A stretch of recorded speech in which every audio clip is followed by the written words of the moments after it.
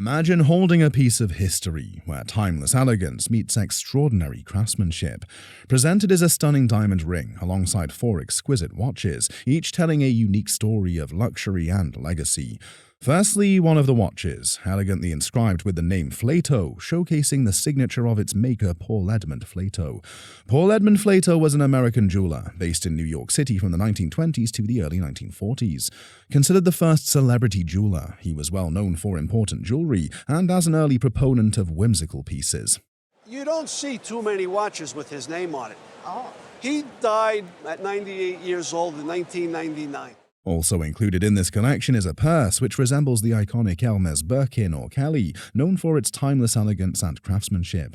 When the purse is opened, it reveals a hidden surprise, a watch, adding an intriguing twist to this luxurious accessory. Next, we have a stunning 1940s flexible rib bracelet, crafted with beautifully calibrated sapphires that catch the light with every movement. Very interesting. You have steel with leather wrapped around it. Again, something you didn't see a lot back then. This is more what you would see today.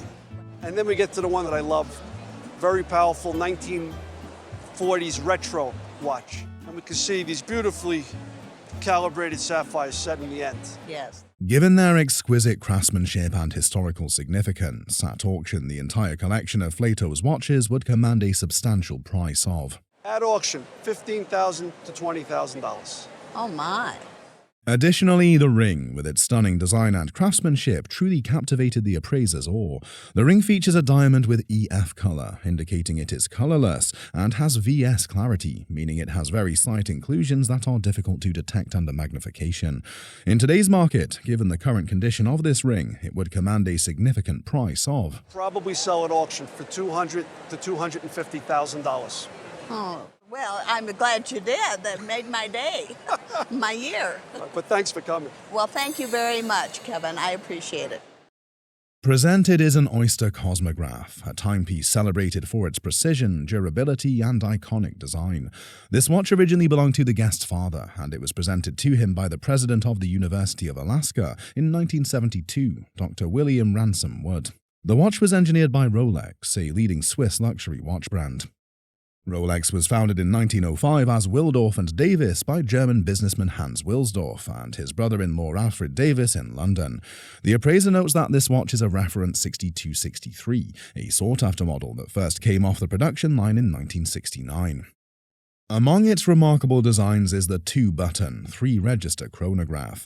It also features a riveted Oyster bracelet, known for its lightweight construction before the transition to heavier solid links. This particular model is a manual wind. The watch is all stainless steel. It's got a water-resistant Oyster back on it.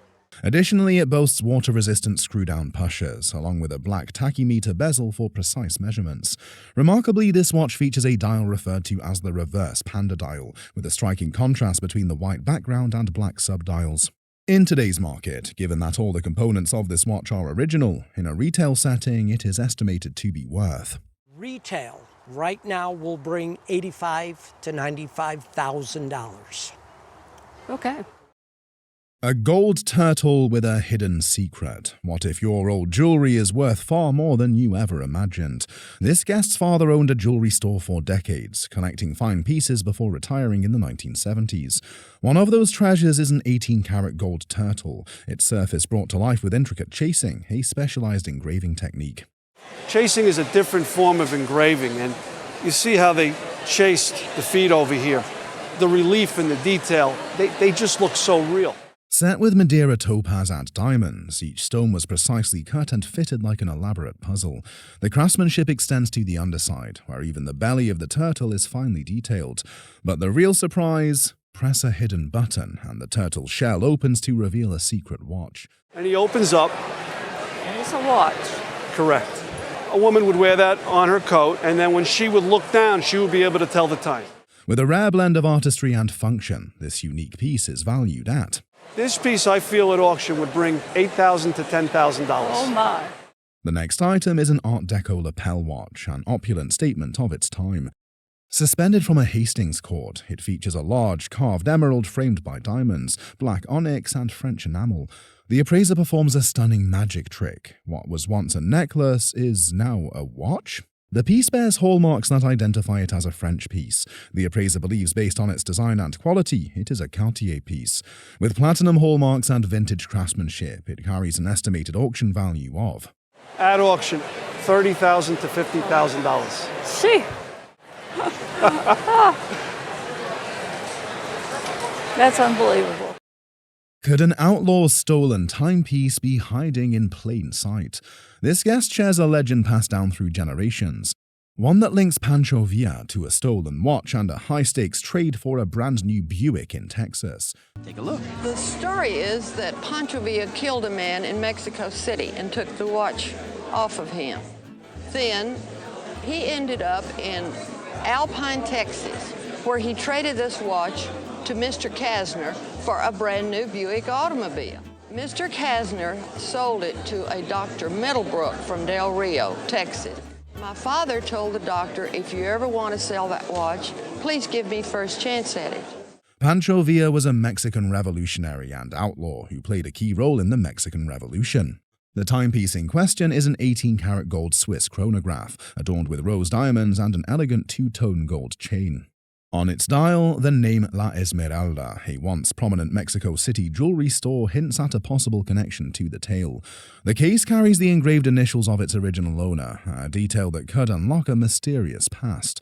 Adding to its grandeur, a matching 18-karat gold fob locket, once holding unknown photographs, completes the set. Beyond its beauty, this watch is a marvel of engineering, featuring a moon phase, a calendar, and a stopwatch function. It's enhanced by the fact that the materials in it are very, very high quality, and that the chain and fob match the watch and are original to it.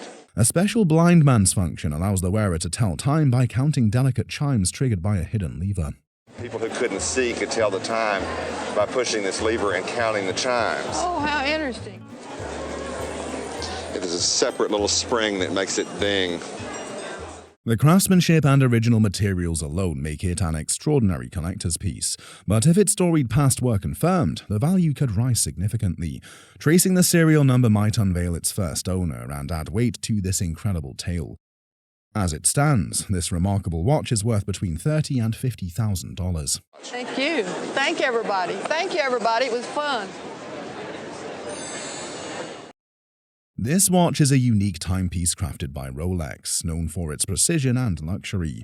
Rolex, a Swiss watch company, was founded in 1905 as Willdorf and Davis by German businessman Hans Wilsdorf and his brother-in-law Alfred Davis in London.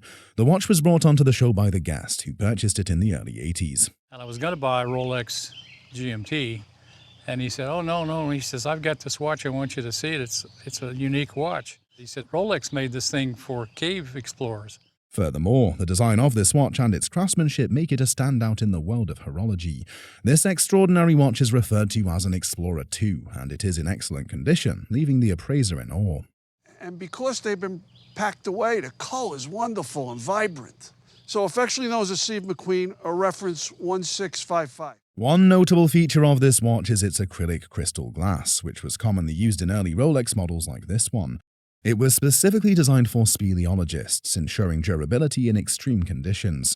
Another notable feature is the distinctive 24-hour bezel, along with a large hand designed for quick readability with luminescent coating. It normally is a little brighter. It's faded over the years. We've talked about this on Antiques Roadshow many times, how people take, especially a Rolex, in for service, and they upgrade the dial, and now the original dial is gone. Interestingly, this watch retains its original dial and hands, and because they've been carefully preserved, the colors remain wonderfully vibrant. Timepieces crafted by Rolex are highly sought after by collectors, and with all its original components intact, it is estimated to be worth To being $18,000 to $24,000. I'm going to need a security guard, Kevin. We can get that for you. Okay. Yeah. What if a watch could not only tell the time, but also play a tune, bringing together the magic of music and precision in one unique piece? Today's guest has brought in a collection of musical pocket watch fobs, each one playing a distinct and captivating tune from a bygone era. According to the appraiser, these musical pocket watch fobs date back to the early to mid-1800s, showcasing the intricate craftsmanship of that era.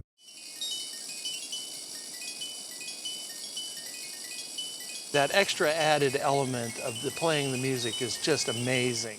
Musical pocket watch fobs like these are incredibly rare and difficult to find, further enhancing the value of these items.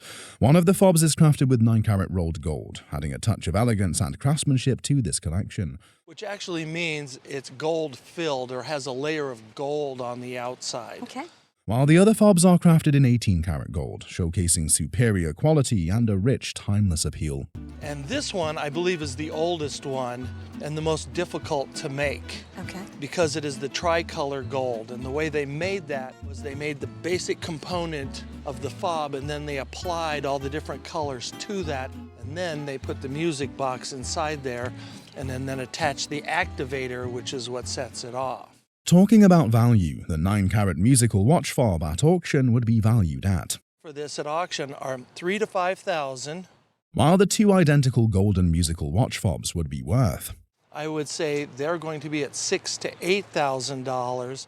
Likewise, the tricolor piece with gold fill would command an auction estimate of. The auction estimate would be $7,000 to $9,000. Finally, the entire group would command a substantial price of. The auction estimate for this would be $45,000 to $55,000 for the entire collection. Wow. Okay. Thank you very much. This watch, with its distinctive rounded crystal glass, offers a glimpse into a fascinating chapter of horological innovation.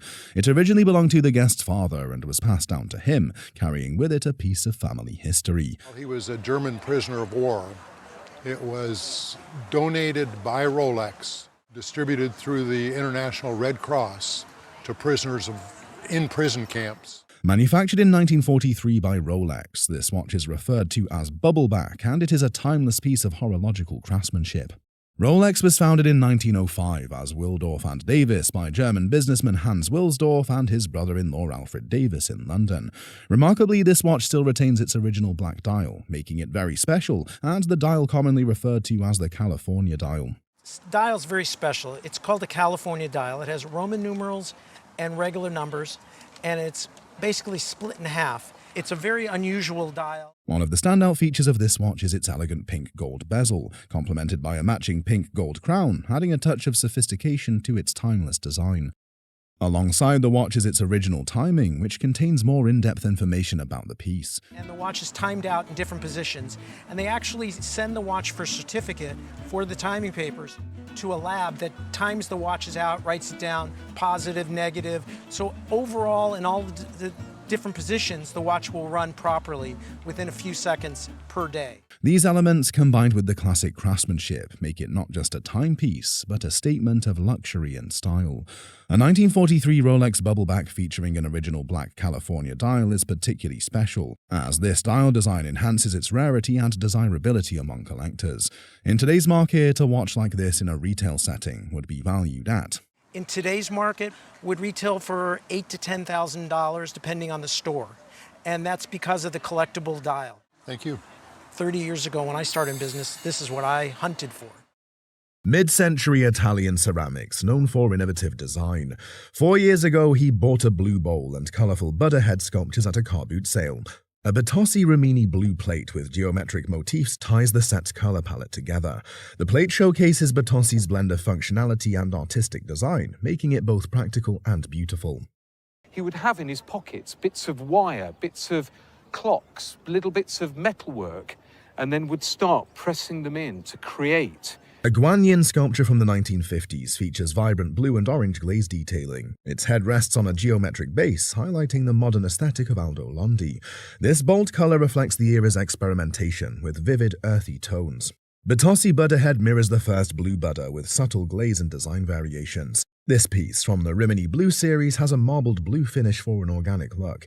Its craftsmanship and hues impressed all, leading the appraiser to value the item. Looking somewhere between 2,700, maybe on a good day with the wind behind it, even upwards of £3,000. Wow, that's amazing. Well, price isn't the issue. It's, just love them. Carry on. Brilliant work. Thank you very much. Gibenga invited appraiser David Rago to look at his favourite chair and ottoman. His love for vintage drove him to start a company called Eniton Vintage, and this are the first of his designs. The chair is an Eastlake style chair, which is an American interpretation of aesthetic movement design. Repurposing them, a lot of the fabric that was presented to me as options, they just didn't speak to me. And so I kept looking. This is apparent from the way the back is carved and the ebonized finish. The finish is either walnut or oak, but it's a good piece from the 4th quarter of the 19th century. Also, the chair is a combination of machined and hand finish, but the fabric was purchased from South Africa. We're in Indonesia and we're trying to take this batik technique. Originally from the Netherlands, the fabric was not well received by the Indonesians. However, Africans loved it, so they started selling it to the African market, and now the fabric is used as covering for European and mid-modern pieces. These kinds of furniture are known as old brown furniture, and there is a new market for them. A sentimental value for this piece is $3,500, but a fair price for it is $2,000. Emotions are overrated. Right? How much would you say it's worth? No, I think it feels like a $2,000 set to me if anybody was buying new furniture. Moving away from the chair, the footstool or ottoman is not Eastlake but Duncan Fife from the 19th century. A reasonable estimate for the footstools would be around. Both. Before you put your hands on it, about $25. After, I'd say $500. On today's show, we will be visiting the Wadworth Brewery in Devizes, where we take a look at pub signs and how they are produced. Wadworth is a brewery company founded in 1875 in Devizes, Wiltshire, England, best known for its 6X beer brand. We met with a signwriter who specializes in creating pub signs. Pub signs have been around for ages, and people appreciate the history behind them. Interestingly, the most popular pub sign is the Red Lion, which features a majestic lion. The Red Lion sign gained popularity when James I mandated that all pubs display this symbol during his reign. Pub signs have historically depicted a variety of images, such as sports, legends, and royalty. Not much has changed in the production process of these pub signs over the centuries. The signwriter demonstrates how these signs are skillfully crafted. You're applying it to within less than a millimetre. It's just practice and lots of times doing it. Vintage pub signs are like windows into the past, offering a glimpse of what was valued, celebrated, or humorously depicted in different eras. You might have seen numerous daggers, but prepare to be captivated by one that transcends time itself. Purchased way back in 1951 by guest stepfather, who served in both the Navy and the Army. The craftsmanship is remarkable. It's made of slate, fashioned after ancient Chinese bronze designs from around 500 to 700 BC. And it's in such incredible condition, still sharp after all these years. As of its history, this dagger likely belonged to the Yokoi people, an ancient ethnic group from Korea who migrated to Japan. It's not just a tool, it's a piece of ceremonial artistry, meticulously crafted for important rituals. It could even be from the Go-Joseon period, dating back to 1000 BC to about 500 BC. That's like holding a piece of history right in your hands. As for value, well, brace yourself, because similar pieces have sold for around $20,000 to $30,000 at auction. Oh my God. Nah, come on. Seriously. And this can easily be insured for a whopping $50,000. I'm thinking of the stepfather who was not a favorite of mine and now has become one. We've all felt out of place at times, right? That's exactly how Harry feels when he first arrives at Hogwarts in Harry Potter and the Philosopher's Stone. Today on the show, we have a first edition of this iconic book, titled Harry Potter and the Philosopher's Stone. This remarkable book, written by J.K. Rowling, was first produced in 1997. Rowling, a British author and philanthropist, is the creator of the Harry Potter series, a 7-volume fantasy epic. Additionally, we have an auctioneer on the show who will provide an estimate of this book's value at auction. The softback publications, which were first editions, are fetching thousands, but this is hardback. One of only 500, and it's so important in that great history of Harry Potter. Upon opening the book, we see it's a hardback edition, one of only 500 copies, of which 300 were distributed to various libraries. This particular copy belongs to the Staffordshire Library, as indicated by the label inside. As one of only 500 published, this book is incredibly rare, and at auction it was purchased for... Yours, congratulations! In the end, a private UK book collector snapped it up for the magical price of £28,500. I'll certainly be taking my bookcase when I get home. But for now, it's back to the shopping. Here is a beautiful example of Weller Pottery Company established in Zanesville, Ohio. Samuel Weller founded Weller Pottery in 1872 as a small business, producing flower pots, bowls, crocks, and vases. By 1905, Weller Pottery was the largest pottery in the country and mass-produced art pottery until 1920. It's a beautiful example of Weller Sicard, or Sicardo. Weller was the name of the company. In 1893, Weller hired William Long of Lonhuda Ware for his faience glazed pottery line, but the relationship didn't last more than a year. After this, he hired Frenchman Jacques Sicard to produce a line called Reflet Métallique, which was introduced by Clément Massier in France in 1839, but Weller named his line Metallic Glaze. This vase is an example of Weller's metallic glaze line. It is an Art Nouveau line which is done by glazing the surface and adding a little silver or copper oxide chip and then firing it. Sicard was back in France in 1907, so it would have been made within those years. Jacques Sicard made this line of items in his small studio to stop anyone, including Weller, from stealing his designs. These designs started appearing in the market in 1903, so it would have been made around that period. Cast at the bottom is the signature of the artist, and an auction estimate for this vase would be At auction, around $1,000. Wonderful. Jewelry has always been a passion, especially when it comes to jade. Today we have a stunning jade necklace with interconnected carved balls and gold wirework links, which dates back to the 1930s or 40s. The Guest family invested around $5,000 in this timeless treasure. Next up are a pair of elegant earrings featuring diamonds and jadeite cabochons. Likely from the 1960s. These caught their eye for about $3,000. Lastly, there's the remarkable jade and diamond ring, boasting a cabochon jade surrounded by diamonds set in yellow gold, which is another $3,000 investment. Despite slight variations, the necklace exhibits excellent matching of jade pieces. The earrings and ring also showcase fine craftsmanship, with the ring likely remounted from older jade material. You can see that the cabochon is uneven, and this is very typical of what we call old mine material. Now for the exciting part, appraisal values. The necklace, originally bought for $5,000, could fetch around $7,000 today. This piece dates probably around the 1930s or 40s. The earrings, valued at $3,000, could command $8,000 to $9,000 at auction. Around $5,000. There was an investment in this. Okay. The second item we have here is the pair of earrings. But the real winner is the ring, with its exceptional jade quality. Its value has soared to an impressive $15,000 to $20,000. Thank you, Peter. That is such good news. And this looks like a little jelly belly. But it is a jelly belly, isn't it? But it's not worth the jelly belly. No, a little bit more. A stunning lamp created by the renowned American company Duffner and Kimberly captured attention with its exquisite craftsmanship. Its timeless elegance serves as a testament to the artistry that defined the era. This esteemed firm, based in New York, was a notable rival to Tiffany Studios, known for its intricate stained glass and innovative designs. Originally passed down through the family, the lamp has long been cherished as a treasured heirloom. Its intricate detailing and vibrant colors reflect the quality and artistry that defined Duffner and Kimberly's work during the early 20th century.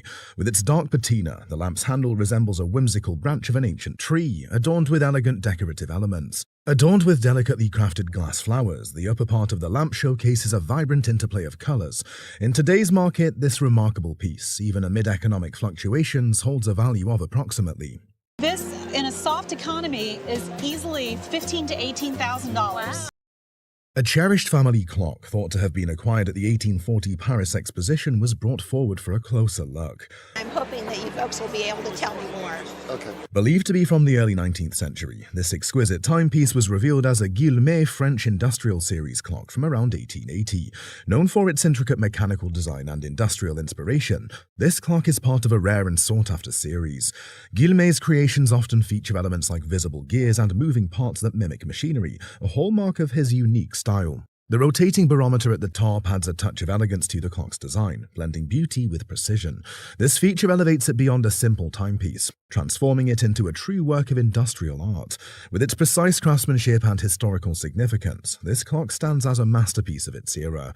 At auction, this mechanical and industrial art's value would be estimated between I think any auctioneer would probably estimate it between $5,000 and $7,000. Holy mackerel. Originally belonging to their great-grandfather, they were passed down through the family. Mabel Lucy Atwell was a British illustrator known for her whimsical depictions of children. These watercolors showcase her celebrated style of innocent children in playful scenes. In the left frame, children in early 20th century attire enjoy a day out, one leading a dog. The right artwork shows a girl in a blue-striped pinafore with rabbits, while other children watch. Atwell's pastel colours create a serene, nostalgic mood, highlighting the scene's gentleness. In about 1914 that she really developed her style that then saw her through to the end of her days. The watercolours showcase Atwell's skill in conveying emotion through soft blending of colours and details. Childhood's essence shone through, so the appraiser valued the item. I think that if these came up for auction, we'd be talking about between £3,000 and £4,000. Wow. That's amazing. Purchased at an auction in 1976 for $500, here is a fascinating piece of sound sculpture by Harry Bertoia. Harry Bertoia is an Italian-born American artist and is best known as a modern furniture artist. He did a lot of furniture, jewelry, and sculpture, but is known for these kinds of sound sculptures. Best known modern artist. Italian-born, lived in this country. He did a lot of furniture designs. This was part of a sculpture collection Bertoia called Son Ambient. They were intended to play sounds, and in the 1960s, Bertoia recorded some of the sounds in a studio, some of which he played in concerts and even produced a series of 11 albums that he also called Son Ambient. Although this item is not signed, it was made around 1960 to 1978 when Bertoia died. At auction today, this sound sculpture would probably be worth around. And they've got a fair amount of value. It was a good investment at the time. I'd say probably at auction today in the $15,000 to $20,000 range. Oh, shucks, that's a lot of money. I can get my tooth fixed for that. Here is a piece of art by a contemporary African-American artist called Titus Kaphar. Works by Titus are so desirable, with a record of $4 million in sales as of December 2020. This artist is so hot that his market has gone from painting. Titus Kaphar is known for reconfiguring and regenerating art history to include African-American subjects. This is a work in collage, and only one has ever come up for auction, and it sold for $27,000 in 2020. Kaphar went to San Jose College and got a BA in 2001 and proceeded to Yale University to snag an MFA in 2006. In 2006. So when you think about this just 14 years. So in just 14 years, this young man in his 40s went from being a student to an incredible notoriety. One of his most famous works is a scene of the Declaration of Independence, where he showcased how African Americans helped to build the U.S. For lots of different eras. In this case, this is an enunciation. Titus titled this work New Annunciation, and he found an image of an early French artist, Amaury Duval, and collaged it into this piece. And the wonderful image of the woman. So the angel is announcing the God-child. There are lots of art historical overlays like the column used in pre-Renaissance art, symbolizing the New World Order with the birth of Christ. This incredibly rich, multi-layered historical and cultural art by Kaphar has an insurance value of. I think it's phenomenal. I think that the value for your work by Titus Kaphar is about $30,000. That would be a good insurance value. Oh. Another peculiar episode. It's a behind-the-scenes chat with one of the bargain hunt's finest. A veteran on the hunt, this man who's been on the show for almost 2 decades is Thomas Forrester.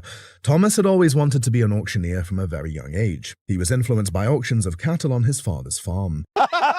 So you thought, I want to be an auctioneer? Yeah. All of this led to him going to study fine art evaluation at Southampton Institute of Higher Education. Just like most people, if not everyone, he had to start at the bottom and work his way up. Along are also some tools of the trade which Thomas brought along. Yeah. The loops, polariscope. This is a good leverage gauge. This is what we do to measure. You measure coloured stones and diamonds, and then you do a formula. All of this just shows the dedication needed and what most of the auctioneers you see on the show have about them. In this episode, we visit the Royal National Lifeboat Institution, RNLI Museum at Chatham's Historic Dockyard, home to the UK's most extensive collection of lifeboats. The RNLI have rescued over 142,000 lives. The Royal National Lifeboat Institution, RNLI, is a charity that saves lives at sea around the coasts of the United Kingdom, the Republic of Ireland, and the Channel Islands. Ian Smith, gallery manager at Chatham, shares his insights into these remarkable life-saving boats. The first lifeboat we're going to explore is this lovely one here. Yeah. She's a Watson-class lifeboat, 41 foot long, and she was built in 1948. This lifeboat had a capacity for 8 crew members and could achieve a speed of 7.5 knots. She was initially stationed at Sennen Cove until 1973. For the gallery manager, the next lifeboat is particularly noteworthy. This is Olive Laura Deer. She's an E-class jet boat. Ian Smith has a personal connection to this lifeboat. We could actually sometimes go up to 5, but she had seating for 5, but we tended to operate with 3 or 4. Having served as crew on board. Our last stop is this lifeboat, the final one we'll be discussing. Yes, Charlie, this is the Blue Peter 3. The 1966 paperback appeal led to the creation of this lifeboat. It was particularly designed for shallow water work or in and around rocks and coves or even within caves. Reaching speeds of up to 20 knots, this lifeboat is quite impressive. The guest showcases a metal figure brought by his stepfather from Japan after World War II. An intricately crafted small item with detailed metalwork. The appraiser reveals its origin. Beautifully worked. It's done in the Meiji period from 1868 to 1912 by the Meow factory. How much is the item valued? At auction, it would carry a pre-sale estimate of $2,000 to $3,000. That's great. Yeah. This woman presents a University of Michigan football helmet acquired by her father in the early 1940s before World War II. It is a classic helmet with a wing front design. And of course, Coach Chrysler introduced the wing front leather helmet in maize and blue in 1938 in Ann Arbor. The estimated value ranges from $1,500 to $2,500. Would be $1,500 to $2,500. Wow. Very good. The Trent Bridge Library in Nottingham houses many hidden historical gems. On today's show, we will be showcasing some of these historical treasures with the help of the librarian Peter Wynne Thomas. Wynne Thomas was an English cricket writer, historian and statistician who served for many years as the archivist and librarian of Nottinghamshire CCC. One of the items being showcased is a letter on Annie Oakland's letterhead, dated 1892. Cowboys and Miss Oakley will pay fares from here and returns for half of gate receipts. Yours very truly, Frank. Oakley was an American sharpshooter and folk heroine who starred in Buffalo Bill's Wild West. Another fascinating discovery in the library is a letter from 1892, which highlights the connection between football and Trent Bridge. This particular letter from Nottingham Forest Football Club details their request for assistance from their rival Notts County Football Club. We have made application for admission to the First League and to solicit your vote and assistance when the clubs are selected. Interestingly, Trent Bridge's pavilion was used as a hospital during the First World War, where about 8,000 wounded soldiers were treated. The Trent Bridge Library remains an archive of many more hidden historical gems and continues to serve as a portal to our past. The owner acquired a pair of candelabra from a former silver buyer for Macy's in New York, who worked there in the late 1950s to early 60s. The perfect accessory to complement your loveliest dinner table. I love that. Believing them to be created by George Jensen due to a catalogue from that era, the surprise comes when the pieces, beautifully designed with a pomegranate motif, reveal a different hallmark upon closer inspection. Although not authenticated as Jensen's, the candelabra show meticulous craftsmanship, hand hammering, and an American silversmith's work inspired by Jensen's style. I would say, as an auction estimate, I think you're probably looking at maybe $6,000 to $8,000 as an auction estimate. Well, that's still a nice price. A pearl and diamond necklace is being showcased. The guest inherited the heirloom from her grandmother, acquired at $10,000 in 1988. Worn it for my wedding, and other than that, it lives in the safe deposit box. You've only worn it once? Yes. The piece boasts platinum craftsmanship, adorned with diamonds and small natural pearls. The centerpiece is a 5-carat diamond, while the top one is 2 carats. The piece holds high significance due to its rarity and originality. It's authentic and in its original condition and in its original box. How much will the item be valued? At retail, this piece should bring $250,000 in the marketplace. The guest shares the intriguing story of discovering a Confederate belt buckle in his father's cotton field while hunting. The belt features 11 stars and CS, symbolizing the 11 Confederate states. The appraiser unveils its historical significance. This is one of the most desirable style of Confederate buckles ever made. It's made by a firm named Leach & Rigdon. The belt is made from cast brass using a sand mold. This is a cast brass buckle. They would take a sand mold and actually mold the buckle out of molten brass. Right. Despite the owner's alteration for wear, it remains highly desirable. How much would this be valued? I would ask between $10,000 to $12,000. Wow. Not bad. Not bad for finding something in the cotton field. Today's show will explore the symbolism behind the tradition of Welsh love spoons. These spoons were traditionally carved from wood by a young suitor for his intended love interest.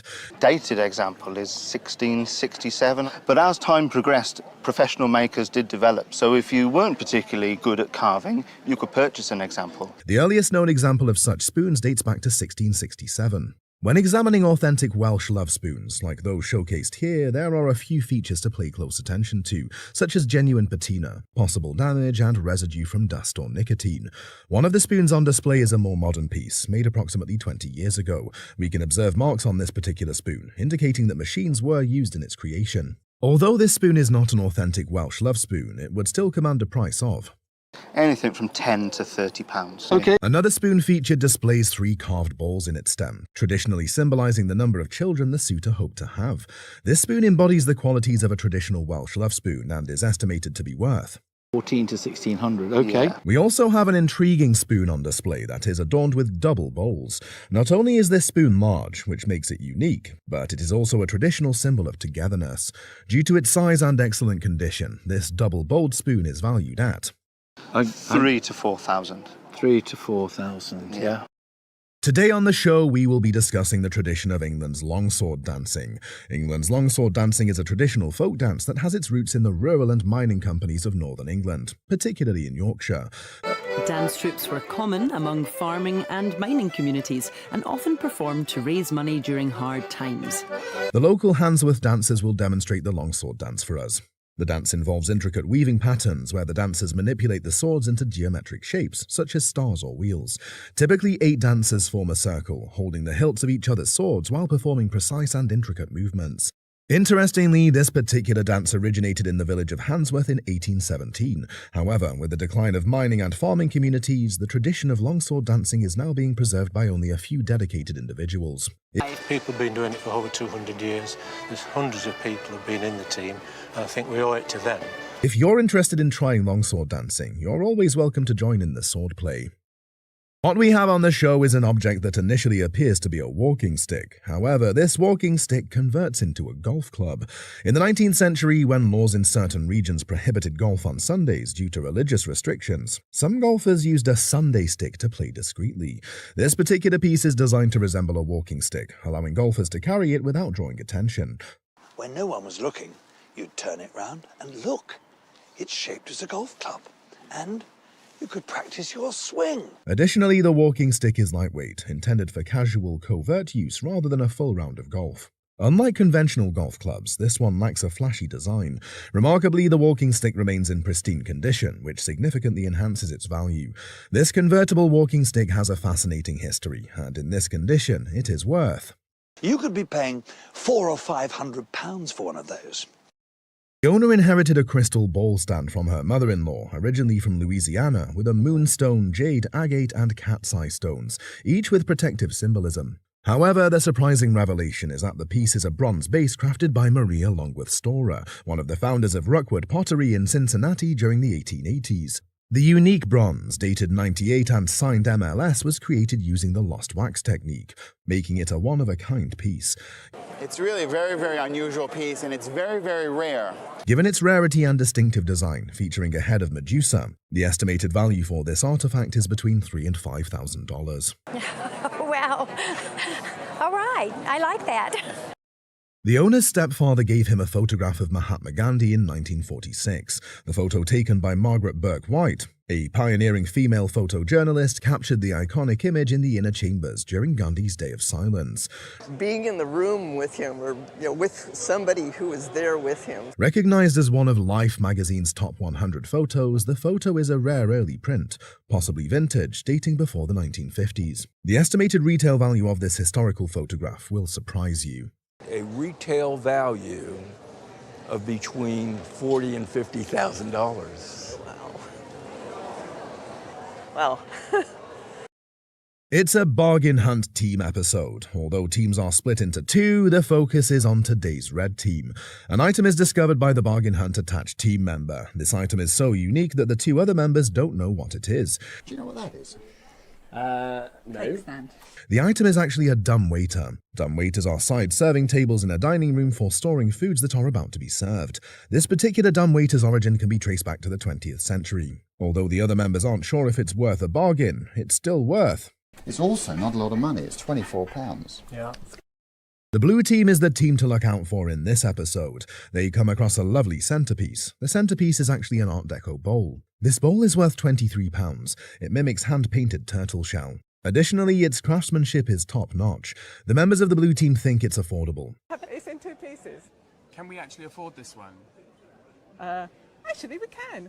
After one of the team members goes ahead to price it down, the team was able to acquire the bowl for £18. Well, it's not too bad. I think we can work with that. I think that's brilliant. A fiver off? Yes. The owner's grandfather purchased this Gretsch Chet Atkins Model 6120 guitar in 1956. Originally bought in Asheville, North Carolina by a country western musician who played on local radio stations and aimed to perform at the Grand Ole Opry, the guitar remained in the family. It was stored in its case for over 50 years, preserving its excellent condition. The guitar, with its unique features, original components, and case candy, such as the warranty certificate and strap, is estimated to be worth between $12,000 and $15,000 in a retail setting. That's incredible. My dad would be over the moon. This episode is from the POV of the Bargain Hunt's blue team. Their attached team member discovers this unique item. He proceeds to ask his fellow team members how they feel about the item. You do? Yeah, you know what I think it's a bit different. The item, a barograph, is quite fascinating. Barograph, an aneroid barograph. It's for measuring changes in atmospheric pressure. The most interesting thing is that it's a barograph without liquid. Additionally, it has a very peculiar way of working. Just measure those changes and it records them on this clockwork barrel here with a graph. An unusual piece, it's also quite quirky. The team seems rather convinced to acquire this unique item. You know what? I'm happy to go with it. It looks a little bit unusual. The guest's family heirlooms include a Bible, letter, and button acquired from her grandmother's trunk in 1895. The letter and Bible belonged to Gaston Baldwin, who died in the Civil War. Cousin, well, he was killed at Goodall's Tavern, and his cousin retrieved the Bible and mailed it back to his sister with the letter. And the blood-stained testament and the bullet damage on the Bible depict the heartbreaking story. The other item is a button with a sunburst design, and it is extremely rare. The appraiser estimates the combined value of these items to be around $10,000. Well, I sure do appreciate it. I'm amazed at the value of it. This piece of glass vase is lovely and almost the kind of antique that everyone desires to have. It is a unique glass from Wilhelm Kralik and has some sort of ordinary metal pressed and cut out on its Germanic top.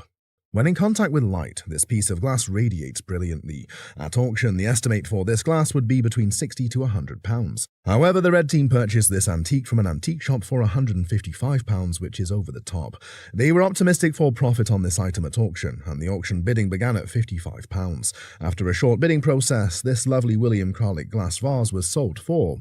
All done, finished away then, a maiden bid, on commission at £55. Dear, that is minus £100.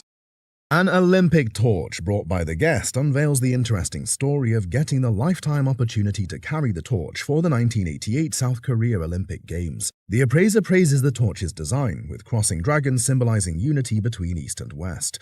The guest has no plans to sell it, intending it to be a family heirloom. And as such an iconic item. But I can't accept money for it. I'm an amateur. Yeah.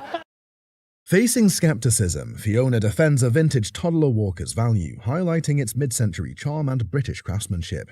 A group discusses a vintage toddler baby walker, with some skepticism about its place in their home. Fiona argues its value, noting it's likely from the 1950s or 60s and praising its British craftsmanship from Dean's Ragbuck Co. Limited. Ultimately, they agree a price of £20 and Stuart happily buys it. The excitement and gratitude expressed highlight its sentimental and historical value. The negotiation process reflects a satisfactory resolution for everyone involved. While examining the condition of the item, the appraiser said, I think in auction he's going to be 10 to 20, but he could make more.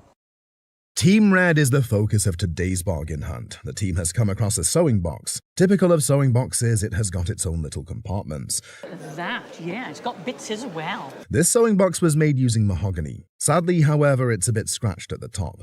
Nevertheless, the little scratch doesn't in any way affect its value. At auction, this sewing box would be valued at I would have expected that to realise maybe 120, 150 pounds, something like that. However, its retail value is higher and is set at He said 110. 110? an Edwardian mahogany centre table with 3 tiers was displayed for auction. The intriguing item had been bought for £48. Edwardian furniture, typically made between 1901 and 1910, is characterised by its elegant and refined style. The conversation began with a discussion about the current market for traditional furniture, specifically brown furniture like this piece. It was noted that while this type of furniture wasn't in high demand, it was still somewhat valuable. The bidding started at £50, with predictions that it might fetch between £40 and £60. The bids quickly escalated, surprising everyone as the price climbed significantly higher than expected. The bidding reached £60, then £70, and continued to rise. Everyone expressed amazement at the strong interest in this piece. In the end, the value exceeded its initial estimate, resulting in a substantial profit. At £240 and I sell them at £240 and done. And your number, amazing. And £92. A mother and son duo make up today's blue team. Is there a great deal of age to that, do you think, Ben? I would have thought probably it's 19. They've come across an item that quite catches their fancy. Your mother's off on a mission. She so frequently is, Ben. The item, a well-crafted marvel, is a wooden yacht. It was probably made in the 1950s or 1960s. These types of wooden yachts were loved by decorators. They were designed to be set up on top of cabinets or in bars. Items like these aren't that expensive anymore, and this is worth £18. It's not a lot of money. At £18, you can't lose an awful lot of money anyway. Where's the lady? Nevertheless, the mother takes it up and is able to price it down too. I think I could do it for £15 for you. Okay, I quite like that. Believed to have belonged to a guest's great-great-grandmother from Hawaii, this Chinese celadon vase holds a rich familial history. Its age is attributing it to the 18th century, a pinnacle period in Chinese decorative arts. Examining the vase's intricacies, it has carved porcelain body adorned with geometric patterns, a rui band, and finely detailed Buddhistic lions chasing ribbons. Despite signs of wear, a worn foot rim, and discoloration, the appraiser commends its authenticity, labelling it an honest vase. With its classic bottle form and bulbous base, this vase exemplifies 18th century craftsmanship. Most importantly, it is valued at $25,000 in today's market. Wonderful. You've made me very happy. Chests hold historical treasures, safeguarding secrets and stories, but this one is truly remarkable and gives a glimpse into a bygone era. It has remarkable features, including its Queen Anne figured walnut craftsmanship and Philadelphia origin, likely dating between 1745 and 1760. It has exceptional detailing like the canted corners, fluted pilasters, and triple-faceted foot, which are indicative of a few select cabinet makers from that era. The chest's unique size, described as diminutive, adds to its value, making it more desirable to collectors. Despite some condition issues such as a refinished surface and minor repairs, this still valued the chest significantly, estimated at $12,000 to $18,000 at auction, and with its original surface intact, its value could soar even higher to $30,000 to $50,000. Oh, really? On this chest? I would never have known that. Bargain hunt teams are split into the red and blue teams. However, today's episode is just about one team, and that is the red team. The bargain hunt, just as the name suggests, is all about finding the best bargains. That's exactly what this red team is looking for. Upon stumbling on this item, they want to be sure it's a good bargain. The item is actually a pistol case. Ah. Well, I wasn't expecting that. A gun box for a coat, so there's no gun in there. It is an empty pistol case made from mahogany. One of the members thinks they should acquire it, as she thinks at auction it could be worth. What do you think it might make at auction? I think it could make over 40, Do you 45. Really? Yeah, I think it could head up towards the 48. Wow, that much? Well, I'm hoping so. That's why. The guest was taken by surprise when he discovered the hidden value of a family heirloom he knew little about. The guest admitted he didn't know much about the item in question. He explained that it belonged to his father's grandmother, who was religious, and had been stored in the basement for some time. The appraiser noticed a familial inscription on the front paste down, and the guest confirmed it was written by her. He mentioned she inherited it from her father, and was surprised to realize it was 104 years old when she wrote it. The appraiser laughed, remarking on how long that was. He identified the item as the Bellows Falls hymnal of the LDS Church, produced in 1844. Well, this is the so-called Bellows Falls hymnal of the LDS Church. It's one of the earliest hymnals that the church produced. It was 1844. The first LDS hymnal was printed in 1835 by Joseph Smith's wife. This hymnal was significant for including musical notation alongside the words. The guest expressed his excitement, and the appraiser noted it was one of the rarest hymnals. In addition to being one of the earliest hymnals of the LDS Church, it's also one of the rarest ones. The appraiser then asked if the guest knew the hymnal's value. The appraiser estimated it could sell for between $40,000 and $50,000, leaving the guest astonished. Your hymnal would sell between $40,000 to $50,000. Oh, gosh, really? Yes. This lamp has been in this guest's family for a very long time. It was originally purchased from the Reynolds family of Reynolds Tobacco in North Carolina. It had been in the guest's grandmother's house for many years before being inherited. This lovely piece was originally made as a vase before being converted into a lamp. The vase was made in France during the late 19th century. It was crafted in the Limoges area using a technique called pâte sur pâte, meaning paste on paste. And made in the area of Limoges with a technique that is referred to as pâte sur pâte. And pâte sur pâte, translated from the French, is paste on paste, and it refers specifically to this white decoration. One unique feature of this lamp is its rich, distinctive color. This kind of elephant skin, purpley gray, comes into play, but this sky blue as the predominant color. Its decorations are more elaborate than other typical Limoges pieces. These decorations on the lower end are in the 18th century style, which was popular at the time. During its conversion from a vase to a lamp, a hole was drilled into the base. It can, however, be restored to its original state as a vase. In this current state, this lamp is valued at about... As a vase made into a lamp with the hole in its current condition, I would value it at auction at between $2,000 and $3,000. Wow. A buck like no other, the buck whose value is not in its title or the author, but in the touching messages inscribed in it. The buck, which was bought by the guest's wife at a local library auction for 15 cents, is shown to be used sometime in 1942 as a 4th grade textbook at the Santa Anita Japanese internment camp. It was owned by a Japanese-American woman named Nagiko. She taught the 4th grade during her stay there, before her transfer to another camp in Arkansas. The book contains farewell writings from friends, colleagues, and students, wishing her well and hoping to see her again. It's a really touching letter where the woman says, although we may not go to the same camp, we'll see each other again, and I'm hoping that we'll arrive at the same camp so that we can continue on with our friendship. The appraiser values the book at about... I would place this at auction between $700 to $900. Oh, wow. So not bad for 15 cents, I have to say. Our guest acquired this pottery piece from a small chapel where she does the flowers. After it was discarded during a basement cleaning, she cleaned off the grime to reveal a stunning glaze, but couldn't identify the mark on the bottom. The appraiser revealed it as a piece of Pisgah Forest pottery made by Walter Stephen, who started. Pisgah Forest was started in Arden, North Carolina. It's outside of Asheville in 1926. Stephen was known for his craftsmanship, creating his own potting tools and using techniques like decoration, which is like built-up decoration of scenes, and crystalline glazes. This particular piece stands out due to its crystalline glaze and larger size, which is rare for Pisgah pottery. The snowflake crystals on the surface are an especially difficult effect to achieve, as Stephen used wood or gas kilns instead of modern electric kilns. The appraiser estimated the value at a jaw-dropping price of...